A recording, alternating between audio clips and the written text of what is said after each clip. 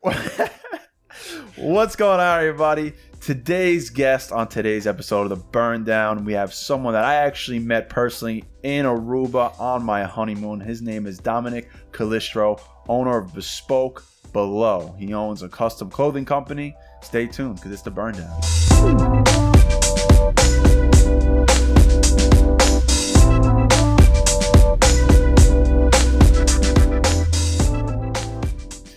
Dominick, thank you for joining us on the Burn Down podcast. What's going on, brother? Hey, thanks for having me, guys. Can't complain over here. Long time no see, my friend. Long time no see.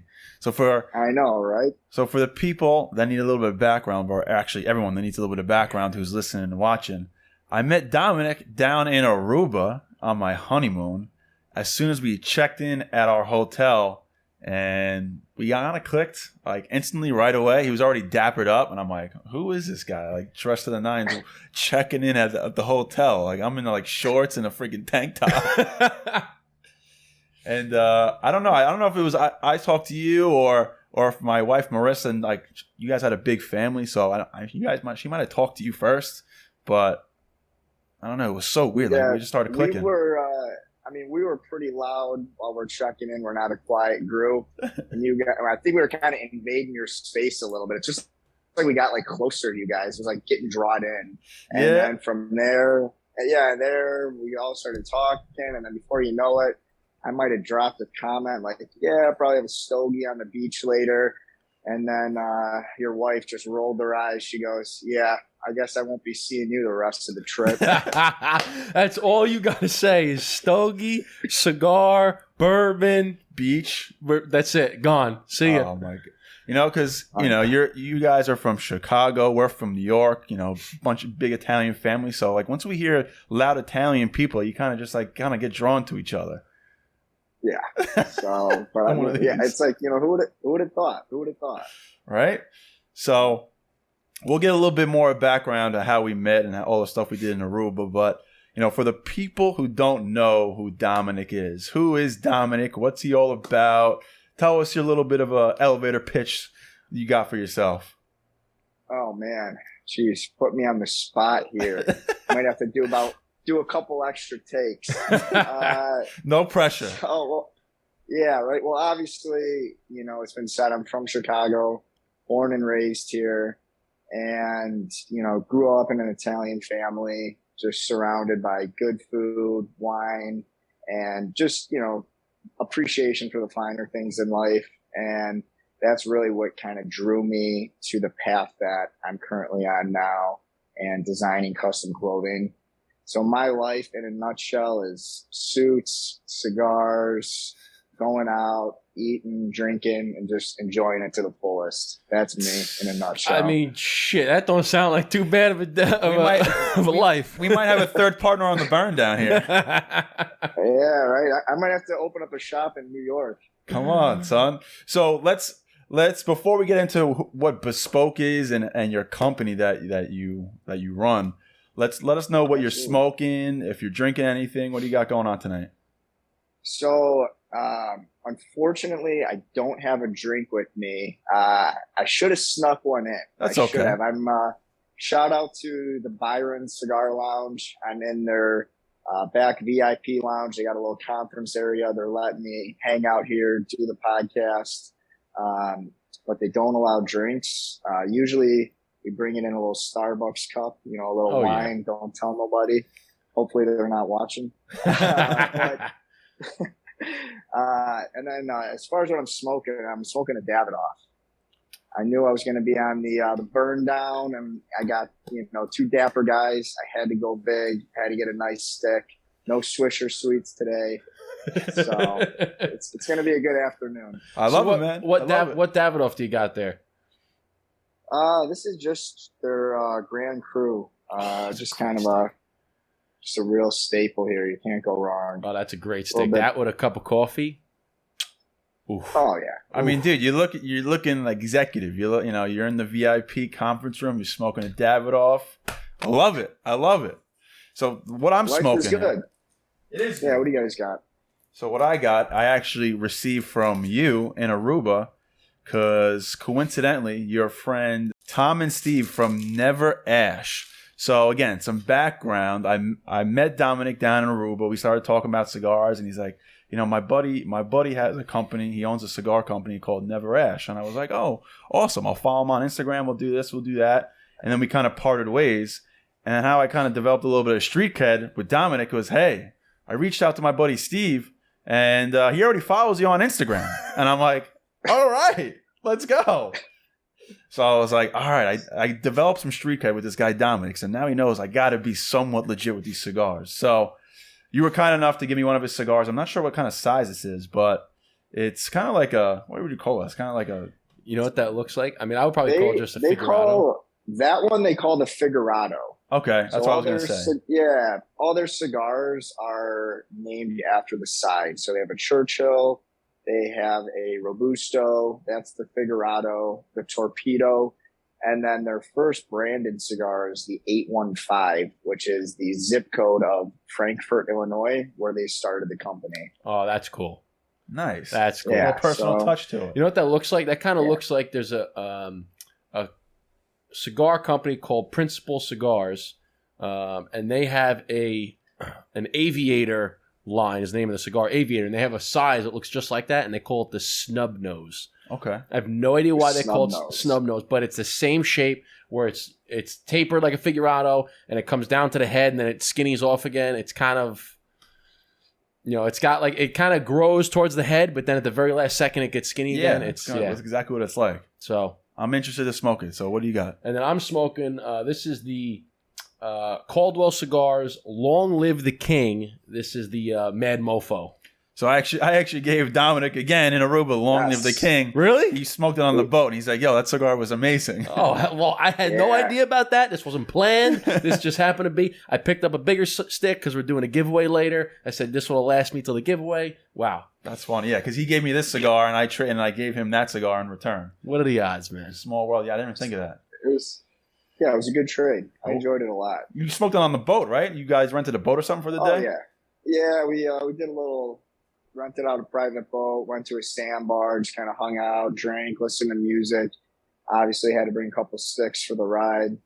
And I remember sending you a little pic, Long Live the King. I loved it. I was getting a nice tan on the beach, and I got a little bring, and I said, "Oh, it's Dominick. What's he doing?" He's like, "Oh, he's smoking a cigar." Long live the King, baby. So let's cut these, let's light these, and let's talk some more. So while we do that, let's get it going with, you know, you are the owner of Bespoke. So Bespoke, what is it? What it's all about? You know, Bespoke Below. And Bespoke Below. And how'd you get into it? And let's just hear the story about Bespoke Below. So, you know, I kind of told you a little bit about, you know, growing up in an Italian family and, you know, just surrounded by good food, good drinks. And, you know, obviously you got a lot of Italian parties, guys smoking cigars, and, you know, everyone's always dressed up, looking good. You know, it's just kind of like part of the culture. So, you know, my grandfather, he always dressed up. You go and look in his closet, the guy's got suits everywhere. It's like a store. It's insane. And so I always appreciated clothing, and, you know, kind of graduated college, joined the workforce, and just was behind a desk. And, you know, I said to myself, I go, I do not belong behind a desk. You know, I didn't want to be just this little, you know, cube monkey, 500 emails. And I started looking for opportunities where I could be meeting with people face to face and just having more of that personal interaction. And I got connected with a gentleman who had his own private custom clothier. And, you know, we had a coffee and we're talking. I had a full suit on. And he tells me, he goes, you know what? I actually got a gig I think you might like. And sure enough, it was a custom clothing company. You go and you meet with people, and, you know, you visit face to face, and then you're in the office, out of the office. And I loved it. And I worked there for a year and a half. And then, you know, kind of at the end of the day, you sit back and look at yourself and you go, you know what? I love what I'm doing, but I would love to just be doing this for myself. And that's when I just took the leap and decided I'm going to go off, start my own brand, build the empire, and run with it. Awesome. And that's kind of just how Bespoke Below, you know, how I got to where I am now. Initially, it was going to be, you know, more of a store with an underground speakeasy. And then that's where the whole Below came from. And, you know, bespoke essentially means to be made for you. So, you know, you could have a pair of shoes made for you. You could have a bespoke hat. So that was like the whole Bespoke Below. And then I just decided to kind of cut the store and just go and stick with meeting with people in their homes, their office. And it actually worked out good because 6 months later, COVID hit. And if I would have had a store, that store wouldn't be doing too hot. Wow. Yeah, see, everything happens for a reason. So Bespoke Below is pretty recent. So you only started within the last year or so. So actually, it's been a little bit over 2.5 years. Okay. So, you started around the same time we started the podcast. Yeah. So so if you started about 2.5 years ago, was that like the summer of 2019-ish? Yeah, I think it was July of 2019. I think it was. Same as us, man. Same as us, same time. Wow. What do you know? So it's funny because I like to think about, you know, how people's paths, where they start and how they like intertwine. Right? Yeah. I really like to think about that stuff. So when you go back, is you started Bespoke Below in July 2019. We started the podcast July 2019, right? Now think about all the stuff that happened in the last 2.5 years, right? Imagine if COVID didn't happen, then you would have got married sooner. You would have went on a different honeymoon, right? But it did happen. Imagine we didn't start the like all these things that happened to now you guys meet and now boom, we're on our podcast that we started 2.5 years ago talking about his company he started 2.5 years ago. It's bizarre. Right? How shit kind of just lines up. It's crazy how just certain little things are going to dictate your path. And one change just totally changes the whole path. Absolutely. It's insane.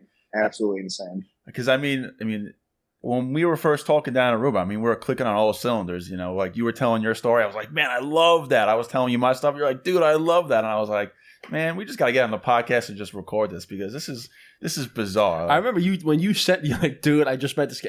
We're getting on the podcast. He's getting on the podcast. I'm like, all right, let's do it. Because sure. It's everything. It's cigars. It's custom clothing. It's just having a good time. It's food. It's drinks.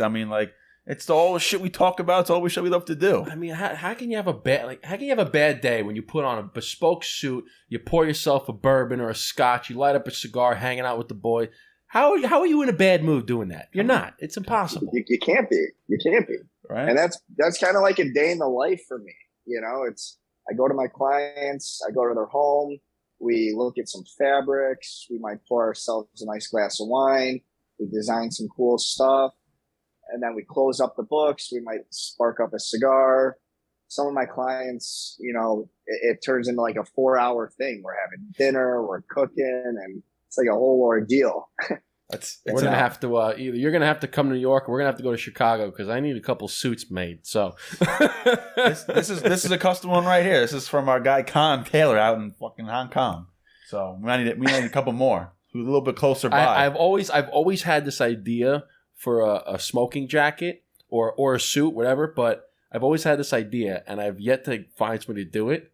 And I'm gonna shoot this idea, and I want to know if you can do it. I've always wanted a smoking jacket with the liner that has pictures like cigars and ashtrays and cutters and all like inside the jacket. I've always wanted one, but everybody I go like they can't find that fabric. You can do that? Done. I've got it. Dude. Like a velvet smoking jacket, almost like a tuxedo jacket, but like a dinner jacket, but the inside's got the liner in it. You didn't even hesitate. Oh gosh, dude! I just went from 6 to midnight. On the next flight. When's the next flight? Let's go. Jump on the red eye. Let's go. I fucking love it. That's amazing. Make a pit stop in Vegas. What? Hey!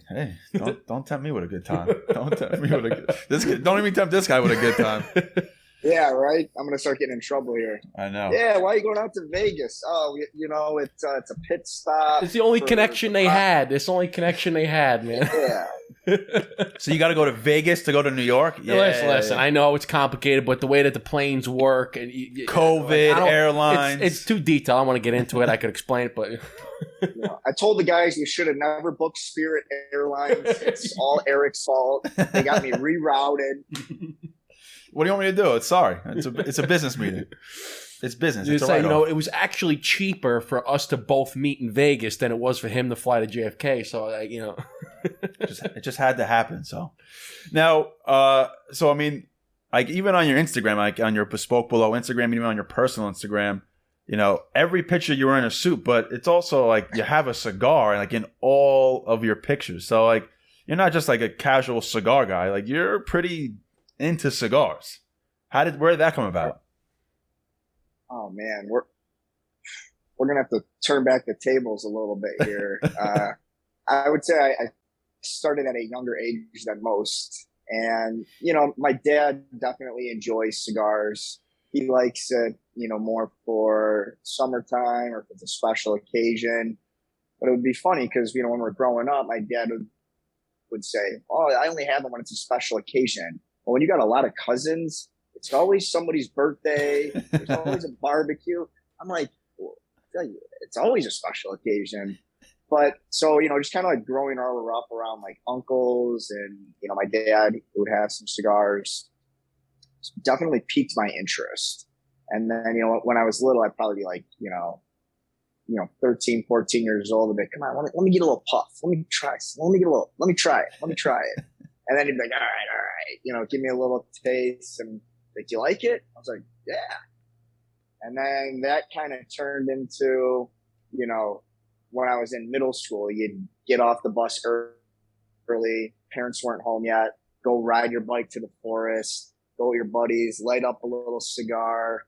Run home. Make sure you take a quick shower. Wash all your clothes. Spray all down. Really? And that's kind of. Oh yeah, that's when I was like, doing the duck and dodge, and then and usually you hear people ducking and dodging about like smoking pot, not running to the forest to smoke cigars. Well, yeah, when you're like 14 years old and you're trying to smoke a Philly and you're hiding it. But honestly, then like as I've grown older and matured, I started trying more cigars and really getting into different styles and finding ones that I like. And a bunch of my buddies, they all like to smoke cigars, so we kind of find ourselves hanging out in the summer, just relaxing, smoking. It's just been this kind of growth over time of just getting into and appreciating a nice fine cigar. And I mean, it fits in perfectly with your occupation and the way you make money. Because I mean, suits and cigars is like coffees and milk. So I mean, it's perfect for you. Oh yeah. So let me ask this: so how many of your clients smoke cigars? I would imagine a good portion of them probably enjoy cigars as well. That's a good question. I would say there's definitely a good handful that will smoke them. And, but like the ones that truly enjoy it, I would say it's kind of probably about like 25%. Okay. Because I do work, I work with a lot of different people. I work with guys that are, business owners, restaurant owners, construction workers. It's not just necessarily the ritzy high-end guys. It's, anyone could be my client. Do you get a lot of business from the Cigar Lounge? I would say it is a great place to meet people because, if you're the guy that walks into a cigar lounge and you got a full suit on, it's definitely a conversation starter. It's definitely a piece. And if I see somebody that has a nice jacket on, I'm definitely going to go up to them, talk to them about their clothing and kind of see where they get their stuff from. And, it's a great place to meet people. Yeah, because I can imagine, like, especially if you're, in Chicago or like in New York City, right, where we are, is you go into a cigar lounge in the city, in a big city, there's a lot of business guys that are having a cigar. There's a lot of, business owners that are having cigars. probably dressed in suits or sport coats, whatever. So I can imagine going into a cigar lounge in a big city, you can find a lot of business. Yeah. Oh, yeah. Well, especially too, if you pop into a cigar lounge at, 2 p.m., who is in a cigar lounge at 2 p.m.? It's usually somebody that has the flexibility in their schedule, more of a business owner to kind of take a break in the middle of the day versus, you got your 9 to 5, might not always be the best client. Yeah, the 9 to 5s typically are Friday at like 4:30 or 5 o'clock or 6 o'clock. They got a bunch of guys that come down, bottle of scotch, and then, I know there's in our cigar lounge, there's a group of guys that come down every Friday, all business guys. They come down in their suits, bottle of Johnny Walker Blue, and they have a good time. But you're right, more like 2 o'clock in the afternoon, the guys that are, I'm gonna take a long lunch. I'm gonna go to the right. That's usually you. That's usually me. I'm telling you, I'm like all the time, and they're like, Justin, don't you ever go to the? I'm like, no, I'm right here. I'm working.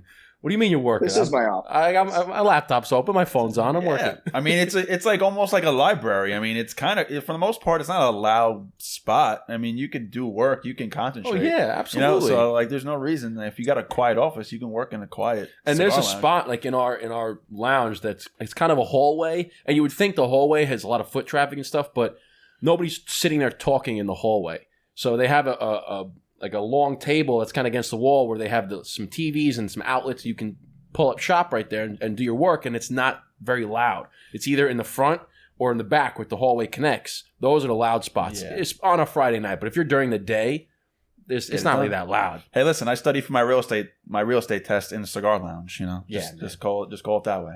I would honestly argue to say that a cigar lounge would be more quiet than a coffee shop. Yes. If you think about it. I mean, because, you got people making their orders. They're going to be on their phone. Like, even when I was in the lounge here, when I heard people talking on their phone and they had their AirPods in, they're not like yapping or trying to, talk. They're kind of being more respectful to the people in the lounge, and they're a lot more quiet and often keeping to themselves. So I would say to focus and just kind of have a cigar and just decompress, get in the zone, it would honestly be a great place just to get your work done. Oh yeah, absolutely. 100%. I do it sometimes, like, because I work from home, and sometimes, like, I'm going to change the scenery up. Now you can't do the same thing. So I go to the cigar lounge, light up a cigar, and for something like we talk about how cigars make you feel good, like you feel better. Like, I've never had a cigar and felt worse. Like, maybe if you have a bad cigar and you upset stomach, whatever. Oh, I have. But most of the time, 95% of the time, when you have a cigar, especially you're dressed to the nines, you're sitting down, you feel good, right? It makes you feel good. So if I'm feeling good, then the work that I'm doing is going to be good. If you feel like shit, the work you're doing is going to be shit. So they kind of go hand in hand. It did. Like I said, cookies and milk, man. Cookies and milk. Do you have like a niche or like a target audience that you go for your, for Bespoke Below? Is there like a certain industry or type of person you look for? Yeah, I mean, there's definitely people that are my bread and butter versus, for instance, real estate. A lot of real estate agents, they like to dress good and they have to be very presentable when they meet with their clients, especially if you got a guy that's doing $1 million listings. He's not really going to walk in and, beat up gym shoes and ripped jeans. It just doesn't really fit the profile. So, real estate is definitely a huge part of my business. And then additionally, you got your classic finance guys and lawyers. But that's shifted a little bit also because a lot of people are working from home and they're doing, virtual courtrooms and Zoom calls. So I've definitely pivoted my business a lot more into the wedding industry and, marketing to that clientele and getting them to understand you can go to Men's Warehouse and, rent a suit for $200, or we can get you a custom suit. It's going to fit you nice. You're not going to be having the big football pads on the side and the big baggy fit. It's got a hole in it, probably some juices from some other guy or some broad, and just getting them to understand the value of how crisp and how clean they're going to look on the most important day of their life. So I've definitely pivoted a lot into that industry. And then, getting people to understand we can make you a suit you'll wear it on your wedding and you'll be able to wear that suit again. Versus if you rent a suit, you're going to look like shit, you're going to feel like shit, and you're not going to get to wear that shit ever again. Facts. We're gonna have to have a talk because I'm getting married in September, and I want to look mink. Okay, I want to look like a boss, like I own the joint. Okay, so we're gonna have to have a conversation. That's for sure. Because I mean, I was as you were saying before, with the other clientele that you go after, like lawyers and stuff like that. They do a lot of the home stuff. So I don't know, maybe like you only sell them like half. So maybe like a shirt and a jacket, and they wear gym shorts underneath. But that can still be a good target market. Just sell them half a suit instead of nothing. But you make a good point with renting versus like buying a suit or a tuxedo, because if you rent a tuxedo or a suit 4 times out of the year, it's probably a good anywhere from $800 to $1,000. If you just buy one that fits you perfect, that can last you years, right? And that's the return on investment. Exactly. Yeah, especially like if it's a traditional like black tuxedo, and if you go to any black tie events, or you're going to be going to future weddings, especially if you have kids, you're going to have to wear. How many kids you got? You have to wear that. However many kids you have.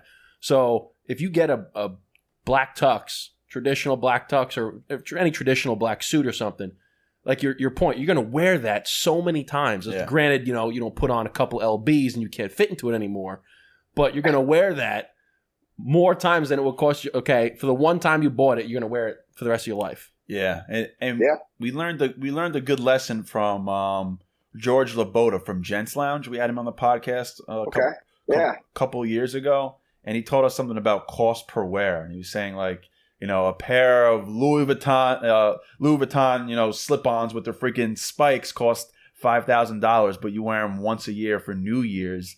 Not really a good cost per wear. But if you buy a suit for $1,000 and you wear it 10 times a year, that's $100 per wear. For 5 years. For 5 years. Yeah. Do you have some kind of analysis? Do you like tell your clients like a cost per wear analysis type of thing? So I don't have a cost per wear analysis, but what I definitely try to explain to my clients is the versatility of the garment. So if I'm working with somebody new and they point to the purple suit or the really bold pattern, I will tell them, I go, listen, this is awesome. There ain't no question about it. You're going to wear this. People are going to love it. I go, but you're going to wear it to your wedding in a couple months, and then you're going to wear it to another wedding, and then you're going to have another event, and then before you know it, it's going to be like, hey, there's Johnny in that purple suit again. I go, you're going to just stand out. Let's make you a solid blue suit, not too bright, but not too dark and boring. Any shirt and tie combo you throw at it is going to work out great. You want to wear the jacket separately? Boom, you got a nice blue blazer, rock that with some jeans, shirt, v-neck. You're going to have a lot of different looks and a lot of different use. Let's start here and then build from there. And I explained to them, I go, listen, Rome wasn't built in a day. Neither was my closet, and neither is your closet. So let's start and we'll, work our way up. So I try to explain that to people, and then they, start to have a lot more trust in the process versus me just trying to, sell them a suit and just, really, be kind of a consultant to them. Yeah. And I can imagine, like, especially if somebody is starting from scratch and trying to build a wardrobe, going for those super bold colors, like you said, isn't very versatile. If you go in, like we've talked about before, is if you're trying to start, black, blue, gray, tan. If you get all 4 of those suits, you have unlimited options to create different outfits, right? Like right now, he's got a tan suit, but he's wearing it with jeans and a black turtleneck, right? Take the same tan suit, put a white shirt on it with a red tie, perfect. Put a blue shirt on, right? You have so many different options. So to go for, right off the bat, go for the big bold one, not a smart move. Go for the solid colors first, and then you'll have that one suit that's like your 5th or 6th suit, right? How do you feel about the turtleneck blazer sport jacket combo? I'm a big fan of this look. I'm not sure how you feel about it. I will say it's a very distinguished look that can be pulled off by the right gentleman in the right way. So the way that you're doing it looks good. Now, there's ways in which, you can come off where you're just trying too hard. It's got to be very simple, very clean. You know, if you were to have right now a big bright red turtleneck and you got that jacket, it looks like you're just mixing and mashing. When you're doing a turtleneck, keep it sleek, keep it clean, keep it simple. That's the best way to do it. Don't try and just, you know what I mean? You don't want to overdo it. Yeah, I'm a big fan of like, I like this jacket with like black. I like the black and like the khaki or the black and like tan look. So that's what I'm trying to go for. You're a big tan jacket guy. I do. You're a big tan jacket guy. I do. Well, it goes good. It goes good with your olive-colored skin, man. I know. Dominick knows. You know, we got olive oil pouring out of the skin constantly. So, you know, you got good skin complexion. It works. Dude, it does work for you. But I do have to ask you. You know, I didn't bring one. Yes. I didn't bring one, but I brought like short sleeve button downs. But I didn't bring one button down, one pair of nice dress pants or slacks, not one sports coat down to Aruba. I mean, he walks down for breakfast. He's like in dress pants and like, you know, he's his own build. He's a walking billboard for his brand. You gotta. I respect it. So I wanted to ask, like, how do you travel with all that clothing? Like, is there a secret? Do you have a big suitcase or you have like a sleek suitcase? How does that work? There are definitely a couple little tricks of the trade. I might get, shot by the airlines, but I'll take that risk. Definitely, you're going to want to have a garment bag. So I give all my clients a garment bag with their order. So it's included. And, what I'll do is I'll pack as much of my sport coats, dress shirts, dress slacks, all in that garment bag. And if I have just a single jacket, I'll try and use that same hanger for a pair of pants as well. So you got the pants and the jacket, keep it as thin as possible. And depending on how long the trip is, try and go for more versatile options that you can mix and match with, because then you don't need to bring as much. And then when I go on the plane, I either do one or two options. If you politely ask the stewardess to hang it in their closet, they do have a secret closet that not a lot of people know about, but it's definitely the way you ask. Because if you just stick it in her face and say, put this in the closet, she's going to tell you to get to the back of the plane. But if you ask nicely, they will. If perchance it's full, you just fold that in half, stow it up on top. And then right when I get to my destination, I immediately take everything out and hang it all up. And then I'll, whatever I'm going to wear the night of, I'll kind of give it a fresh steam. See, that's a good tip, because that's a great. That's something I just learned that. That's a great, because I do the same thing. I have a garment bag, and I take the hanger, and what I'll do is I'll put like a whole outfit. So like you have the pants, right? Put the pants in there, put the shirt, put the jacket in there. Yep. One hanger, and then you might have you can fit maybe two, especially if you have the big thick shoulder pad hangers. I like those because they hold the shape of the suit. I don't put them on regular hangers because then you get like, especially if you have broad shoulders, you get the freaking points on the top of your. Yes. Don't like that. Yes. So, but most people think that you're kind of boarding the plane. Like I'll have my little carry-on luggage. Then I have my laptop bag or my backpack, and then you have the garment bag. And people are like, that's too many items. But like, yeah, but watch. And then you put your backpack under the seat, your bag up top, and then you're right. You ask them, excuse me, do you would you mind putting this in the closet for me, please? I don't want it to get wrinkled up top. And they go, yeah, sure, no problem. So I just brought on 3 carry-ons when they only allowed 1. So. I wish I knew that. Yeah. I wish I knew that. That would be playing with fire, I will say. Because technically they do count it as a bag. So you got to be a fucking master to do the 3 bag, 1 plane. Do it every action. time. you gotta have a way with words. I do it smile. Every time. Because I fucked up because I had to go to a wedding in San Antonio right before we went down to Aruba. My buddy, I was going to his wedding in San Antonio. He originally the year before asked me to be a groomsman in his party, in his wedding party, but I couldn't because we were getting married at the same time. I'm like, dude, I just can't handle all of that. But like 2 or 3 weeks before he invited me to the wedding, he calls me. He goes, "Hey man, my cousin from Mexico can't make it. You mind being my groomsman?" I'm like, okay. And I was just gonna wear like a tan or a blue suit And I was like, okay, well, I said, my black suit, I just literally just like grew out of. Like, my black jacket doesn't fit me anymore. So I had to run to Express. I had to find like a suit.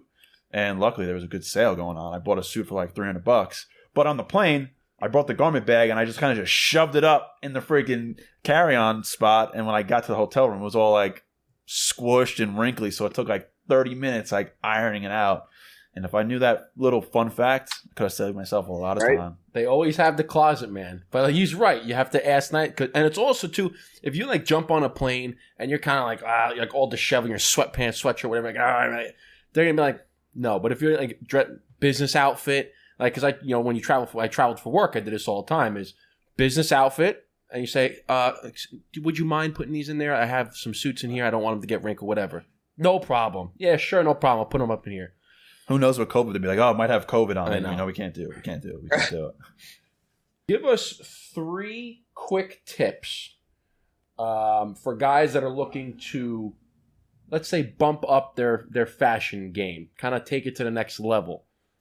3 quick tips you have for them. 3 quick tips. I will say quality over quantity all day, every day. Don't just go out and buy, 20 just crappy articles or cheaper pieces. If you invest in something that's more quality, it's going to last you longer and it's going to look a lot better. And I'd rather have a few less pieces than just have a bunch of crap. So I would say, and then, as I said before, it's a process. So just slowly invest and always go for something nicer, especially in terms of your shoes. You get crappy shoes, your feet are going to hurt. And then I would say also, tip number 2, go with versatile pieces.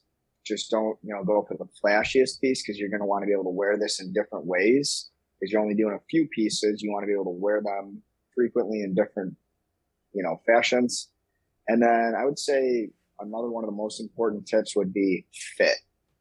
If it doesn't fit, you could have a $10,000 suit, but if it doesn't fit, it looks like crap. So always make sure the fit is clean and have a good tailor on hand that you trust and know does good work. And it's worth it just to get any alterations, because it's just going to look a lot better. Yeah, there's nothing worse than having like a button down and you get the parachute out of the back. Yeah. That doesn't happen anymore, but growing up, growing up in the 2000s, you had baggy clothes. So all the pictures I look back on, I'm wearing button downs and I got like parachutes coming out of my pants and I'm like, what the hell was I thinking? That looks terrible. And I would say too that with like, make sure your clothes fit. Not even, along with the suits and the slacks and the button downs, but make sure like your sweaters, your t-shirts, long sleeve shirts, that stuff, make sure that fits too. And find, it might take you a little, guess and check, trial and error, but find a brand that the shirt fits you nice. Find a sweater where it fits you nice, because that can ruin it too. If you get the same thing, you have a sweater that's just kind of bulky, it's not going to look good. And another thing is, a lot of time I see guys they wear a size too big because they want it to be loose and like, comfortable. I said, try sizing down, because sometimes, they don't want it. They're like, I'm not a medium. I'm like, no, you might be a medium, dude. Like, I know you say you're large, but try medium. And then they try it and like, wow, this fits really good. I said, yeah. And you look nice and slim. You actually look slimmer when you size down as opposed to having this big, huge, bulky shirt. Can't tell that to Michael Jordan in the 90s. I mean, everyone wore baggy suits in the 90s. No. I mean, you look... kind of a little trick tip kind of that you can do for sizing is always reference the size sheet and size guide for a company. So if you're going to go and you're going to buy a shirt, or you're going to buy even some just like casual wear, look at the size guide, because oftentimes they'll have finished measurements that can give you an idea of what's going to be the best fit. And also just buy a tape measure off Amazon for, $1 or $2. Have somebody take your chest, your waist, and see what your actual measurements are before you just start, I think I'm a medium. Then you order the medium, it comes in, then you got to send it back. If you know your size, you know your fit. How do you measure your, just for the people out there, How do you measure your chest with like a tape measure, like the 16.5 neck and all that? How do you just literally take a measuring tape around your neck and just measure it? So the best thing to do is you call me and you book an appointment. And I'm like, hey, how you doing? I come over to your house. I measure you up. Bottle of wine, stogies in hand. Always be selling. Always be closing. ABC, baby. I love that. There are a lot of different, you can just do like a Google search, but, in terms of the chest, you want to capture the fullest part. You always want to capture the fullest part of every measurement. Sometimes I'll be measuring somebody up and I trying to get over the stomach and they start sucking in. And I go, are you going to be sucking in the whole time you're wearing this jacket? I don't think so. Relax. So always capture the fullest part with whatever measurement you're taking, and just classic measure 3 times, cut once.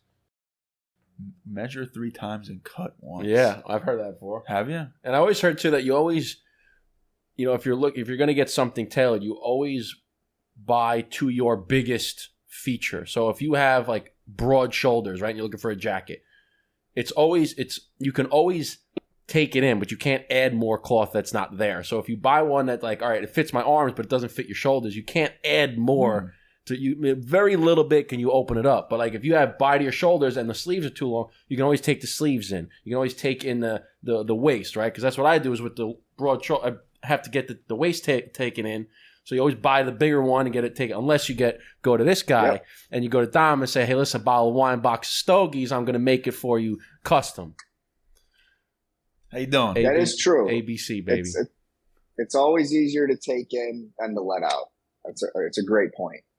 Yeah, I actually. But then bespoke, right? But then you go bespoke and go bespoke below, baby. There is no taking in, to buy this off the rack, taking in. This is, I'm going to measure you up and here you go. Fits like a glove. One time, one kill. One time, that's it. One shot, one kill. I will say, though, when you get a bespoke clothing, something that's like, so. You get spoiled. For people that don't know, right, there's tailored, right? You can get it off the rack and it's tailored.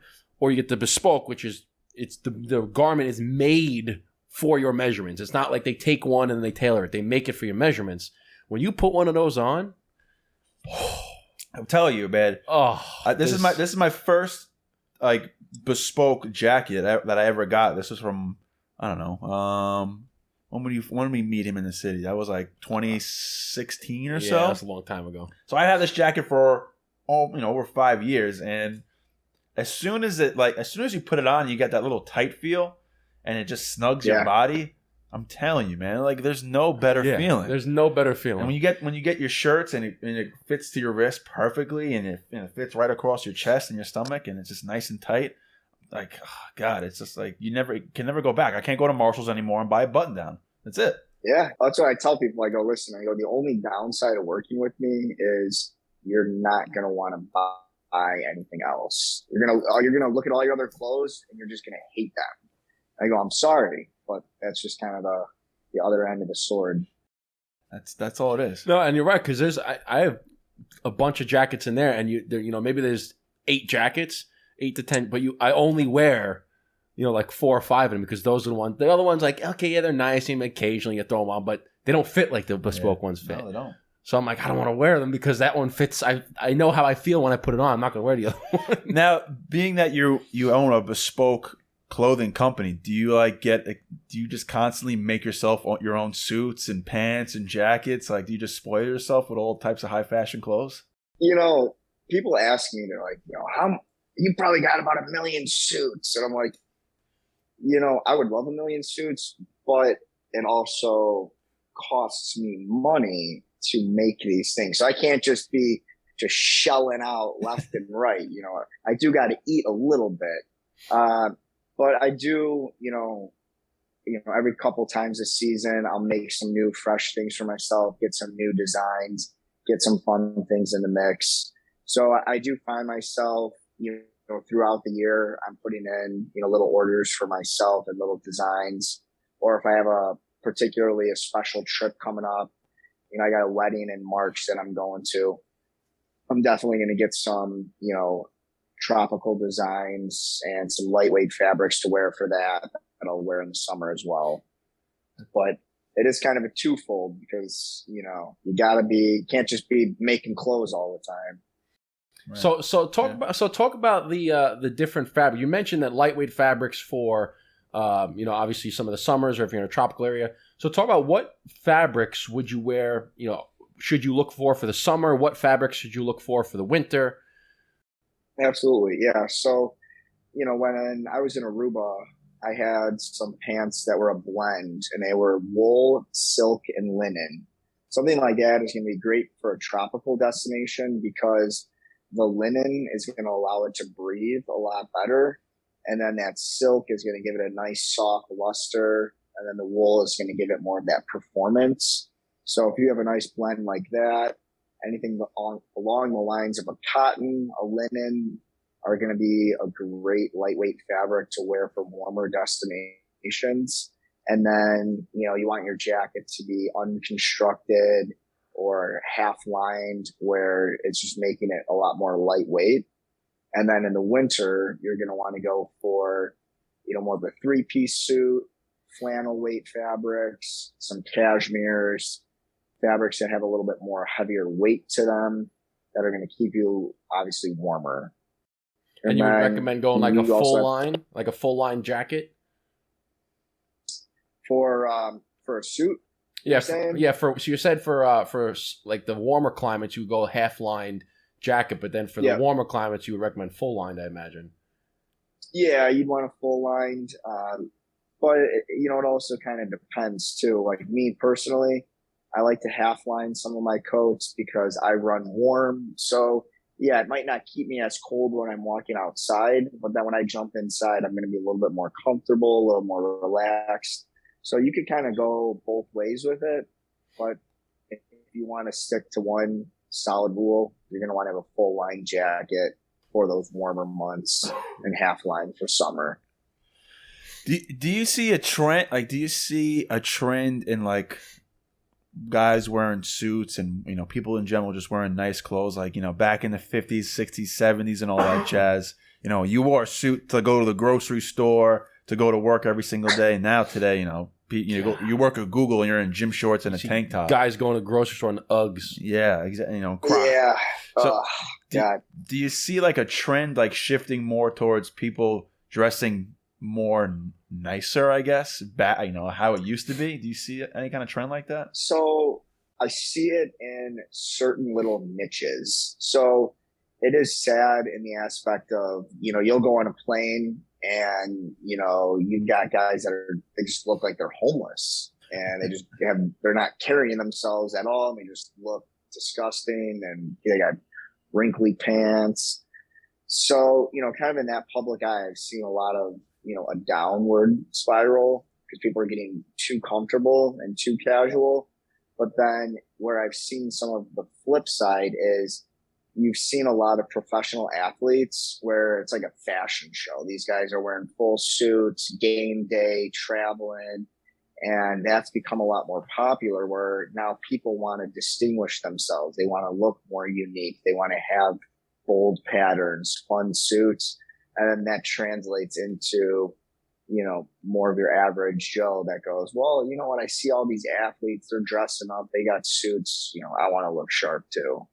So it's kind of like you're seeing both ends of the spectrum. You're seeing some people that are just not caring as much. And then you're seeing other people that are looking at others on a higher level and wanting to imitate that as well. So it's kind of, it's like both sides I'm seeing right now. Yeah, I mean, definitely in the professional athlete world, you see a lot more of those guys today, like dressed to the friggin' nines. Like you do see some that are quite eccentric with their outfits, and I'm like, might want to dial that back a little bit. Yeah, you do have the guys who are very bold, but for the McGregor wore that pinstripe suit that said "fuck you" all the way down. Like that was cool. Like, that was kind of baller. That was sick. But you would never know. Yeah, but then you see, LeBron James with the shorts, the gray suit and the shorts, and I'm like, he's way too tall to be rocking a suit with a short suit, with shorts on him. It looked weird, and the people that liked it are, they have no idea what they're talking about. They're a different They're a different breed. Or like, what about that one? They're a different breed. Yeah, right. Like when I started suit, I'm like, dude, listen, I don't care. Okay, if it's you see on the latest fashion trend, Fashion Week, whatever, and it got shorts. There is no business wearing shorts with a suit. Suits have pants and a jacket. Okay. Do you like the guys who wear suits and then the pants are kind of like capris, where they have like it like shows like their whole ankle and they wear no shot like socks or shoes? Like, do you align with that or? So I'm in the hybrid space. So a lot of guys that are in the very classic menswear, they do not agree with the no-show socks. They feel you should always have the socks with the shoe and the pants, have a nice break. Me, I like a nice in between. So I do like a shorter pant with, virtually no break, but it also has a nice taper at the bottom. And when it's hot out, I don't want socks that are going up over my calf. It's too hot. So I go with a nice loafer, a Gucci, to boot New York, Ferragamo, something sleek, throw on a no-show sock, tapered pant, but I'm not doing a capri. Yeah, I agree. I can agree with that. I agree with that. I've even done like sometimes where like when we went to Carnegie Club and I had worn they were white skinny jeans. So I had the white skinny jeans and I had loafers with no-show socks, right? But the skinny jeans, they hug your ankle. They're not capris. They come all the way down to the ankle. So you can see kind of like the top of your foot and a little bit of your ankle. And then you put on a nice button up and a sport coat. But I've rocked that sometimes. We have the skinny jeans that are really hugging your leg and it looks great with loafers. So I agree with that. I'm not doing capris. I have a couple pairs, but it's more, those would be more of like a summer barbecue. And I wear the capri with a pair of loafers and like a polo. Yeah. But I'm not wearing capri suit. Speaking of that, whenever you do come to New York City, you gotta come with us to the Carnegie Club because you'll fit right in. I don't know how many times you've been to New York City, but the Carnegie Club is the premier spot for Cigar Lounge in the city. The Comedy Club? The Carnegie Club. Like Carnegie. Yeah, like Carnegie. Okay. Yeah, like Carnegie Hall. So the Carnegie Club. Yeah. So, but it's like a really. It reminds me of like, it's not a speakeasy, but you walk in and it's really dim lighting and it's like an old school library. They got a bar and red velvet carpeting. Carpeting. They have Sinatra Saturdays. They got like this one guy who's been doing Sinatra covers for like 20 years. Sounds exactly like him. Like you close your eyes and you'll think you're like in 1960 listening to him at the freaking concert. Like it's amazing. And he has a band too. It's not just like he's singing off of a record. He's got a band. Yeah, no. And they are top of the line, and it's just great. That you're hanging out. Everybody's there. Everybody's dressed to the nines. Yeah, it's the best spot in the city. All right, so Vegas, then Carnegie Club, and then where do you go from there? This is the Vegas Carnegie Club. Oh man, maybe the Burn Down podcast. Yeah, then you go to the Burn Down Stew. Yeah, the Burn Down Studio, and then just come back to the studio. And then maybe we'll go to Insignia Steakhouse. That could be the move. We could go to Lavo. Or we can go back into the city and go to Lavo. That sounds actually like a better idea. So yeah, what's the best steakhouse in New York? Ooh. Best steakhouse? Well, I'll tell you. So my brother from another mother, he is a general manager at a place called Lavo, which is an Italian steakhouse in the city. And they have, in my opinion, not because I'm biased because it's my brother, but in my opinion, it's one of the best steaks I've had in a long time. And one of the best meatballs. Oh, yeah. Oh. Their meatball is like the size of a softball, and it's made with like 4 different types of meat. It's just out of this world. It's like it's phenomenal. But I always ask him too. I said, with the steak, I said, how do you guys make this steak? Like, why is it so? He goes, it's super simple. He goes, we get very good cuts of meat, and you just over salt and over pepper. He goes, there's no seasoning, there's no nothing. He goes, just over salt, over pepper, where you get a nice crust on it. Yeah. Delicious. I mean, there's a lot of good steakhouses, and Smith and Walensky's another good one. You got that one. You got Carbone's, Peter. Carbone's. Yeah. I've been to the one in Vegas. It's good. It's good. It's hard to say which Peter is the Luger's. best because they actually said that there are so many restaurants in Manhattan that if you ate at a different restaurant every single day would take you like 5 years to go to all of them, because there's just so many. So, I think it would definitely take you more than 5 years. I mean, just think about all the restaurants. If you go to just the high-end restaurants, bodegas and everything. Yeah, that's what I'm saying. If you go to just the high-end restaurants, it'll probably take you a year to go through all of them, because there's so many. So it's kind of hard to say which one's the best, but there are quite a few steakhouses that you get a mean steak, man. Yeah, I mean, you got on Long Island, you got Insignia, you got Paces. I mean, you really can't go wrong. I haven't been or I haven't heard too many steakhouses in New York that are like, oh, don't go there. Like, stay away. Usually, if you go to a steakhouse in New York, you're gonna have a good experience for sure. It's kind of like you go to an Italian joint in New York. Yeah, exactly. If you got you're gonna get some good Italian. Okay, you can't go wrong. If it's like going to like the Carolinas or going to Texas and getting bad barbecue. Like, you're not really gonna happen. That's a great comparison. How are we ordering this steak? That is the question. Medium. How do you guys order it? Medium. See, I'm medium rare all day. See, I can medium eat rare. I can eat medium rare. I can eat medium rare. And if you said medium well, then we might have to end the podcast. Yeah, a little nothing short. past medium whatsoever. Nothing past medium. I do my burgers medium well. That's it. Okay. But steak's got to be medium. No, I can do medium rare. I can do medium. It's that's usually it. I'm actually going to Benjamin Steakhouse in February for Marissa's birthday. Oh, does she know? She does know. Okay. She does know. She knows now. She knows now. Yeah. She knows now. No, she knows. Right. I took her there last year. It was phenomenal. So can't go wrong with it.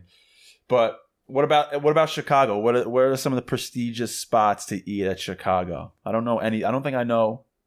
I've never been to Chicago. I've never been to Chicago either. I told them I want to go there over the summer. I've never been to New York, so we need to do a little flip-flop here. I'm into it. Yeah. So I would say definitely one of the top steakhouses, in my opinion, is going to be Bavette's. So Bavette's, real old school style spot, speakeasy vibe, very, very dark lit, swanky.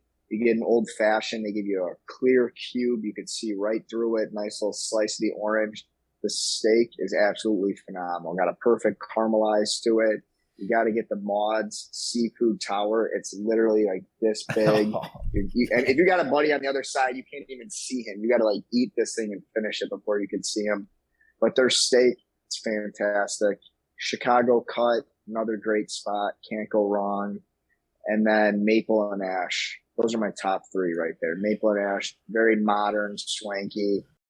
I'm going to be dropping some cash. I know, I'm watering over here. I know. Well, I mean, when I was with Dom, he said, hey, listen, when you're in Chicago, let me know. I'll give you the best hookups. I'll tell you where to go, get you in anywhere. So we got our connect when we do go to Chi-Town, Chirac, baby. You come to New York, we hook it up. We go to Chi-Town, he hooks it up. That's all. It's all about who you know in this world. So, but, we're getting to the end of the podcast here. So typically at the end, we usually like to give our guests the red carpet, kind of let the people know that are watching and listening, where they can find you online, on your website, on Instagram. Let them know what's going on. The floor is yours. Give them all the social media. Yeah, absolutely. It's pretty easy to find me. I'm not trying to be under the radar. For my Instagram, it's going to be at Bespoke Below. And then for my website, it's real simple. It's www.bespoke-below.com. And then if you want to find me personally, I also do a lot of pictures and different looks on my personal page. It's just at Dom, D-O-M, Calistro, C-A-L-I-S-T-R-O. And feel free, drop me a DM, give me a call, shoot me a text. I'm also able to make it work remotely as well. I've done it where we have a Skype call, we go through all the measurements together, pick out fabrics. So really, no one's too close or too far away for me to work with them. Love it. Bang, bang. Bang, bang. Well, Dom, listen. Boom. That is going to do it for us here at the Burn Down. We certainly had a good time talking with you. We hope you enjoyed it as well. Thank you for taking the time to chill with us. Salute. Hey man, chin. Cheers, salute. Dom, it's good to see you again. Next time, hopefully we see you in person. Thanks for coming on the Burn Down, my friend. Absolutely. Thanks for having me, guys. All right, brother. Appreciate it. Take it easy. Cheers.